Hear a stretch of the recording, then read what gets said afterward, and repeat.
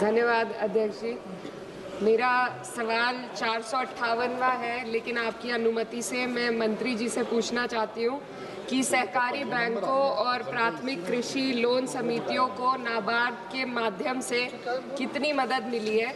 UP के कई जिलों में रीफाइनेंस और संस्थागत लोन की उपलब्धता एक समान नहीं है। मेरे संसदीय क्षेत्र शामली और सहारनपुर जैसे जिलों में बेहद सख्त शर्तों का सामना करना पड़ रहा है।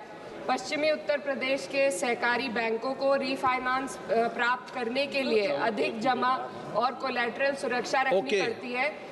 तो मेरा बस अध्यक्ष जी में मंत्री जी से सवाल है कि जो अग्रणी जिले को विशेष वित्तीय लोन सहायता दी जा रही है, तो अन्य जिले जैसे शामली सहारनपुर के सहकारी बैंकों को पर्याप्त रीफाइनेंस और लोन सहायता सुनिश्चित करने के लिए मंत्रालय क्या कदम उठा रहा है जिससे कि छोटे किसानों को आसानी से लोन मिल सके। माननीय अध्यक्ष महोदय, वैसे तो ये सवाल इससे संबंधित नहीं है, लेकिन अलाउ किया है तो मैं निश्चित तौर पर आज लिस्टेड है उनका क्वेश्चन। तो माननीय सदस्य को मैं जरूर कहना चाहूंगा कि मोदी सरकार है, ये क्षेत्र, जिलों और व्यक्तियों में भेदभाव नहीं करती। इसके लिए सबका साथ और सबका विकास इस सिद्धांत पर यह काम कर रही है। और माननीय मैं सदस्य को बताना चाहता हूं कि जो सवाल उन्होंने किया है, मंत्रालय ने पैक्स सहित प्राथमिक सहकारी समितियों को सशक्त करने हेतु अनेक कदम उठाए हैं, जिनमें पैक्स के लिए आदर्श गतिविधियां शुरू की हैं, बायलॉज बनाए हैं।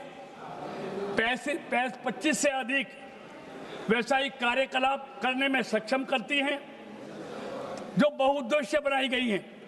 साथ ही सहकारी बैंकों की प्रौद्योगिकी अवसरता को उन्नत करने, ऋण प्रसंस्करण समय को कम करने और सेवा प्रदान में वृद्धि के लिए भारतीय रिजर्व बैंक के अनुमोदन से ग्रामीण सहकारी बैंकों के लिए सहकार सारथी योजना की गई है।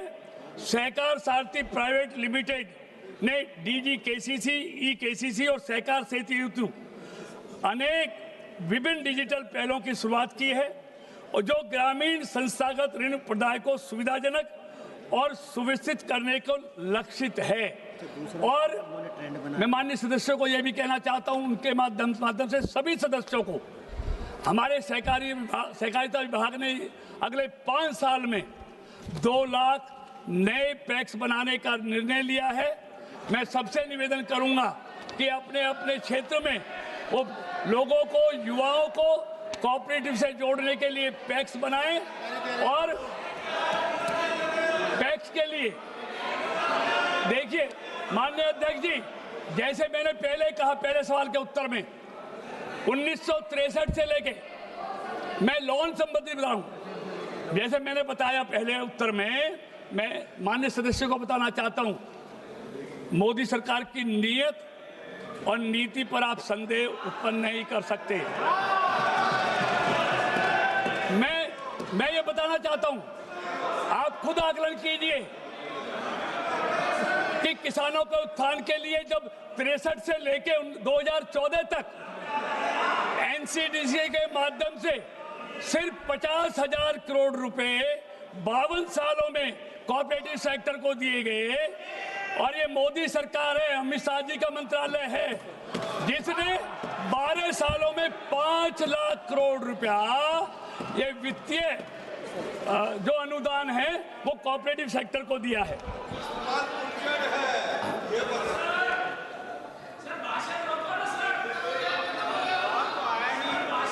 हो गया और बाकी है।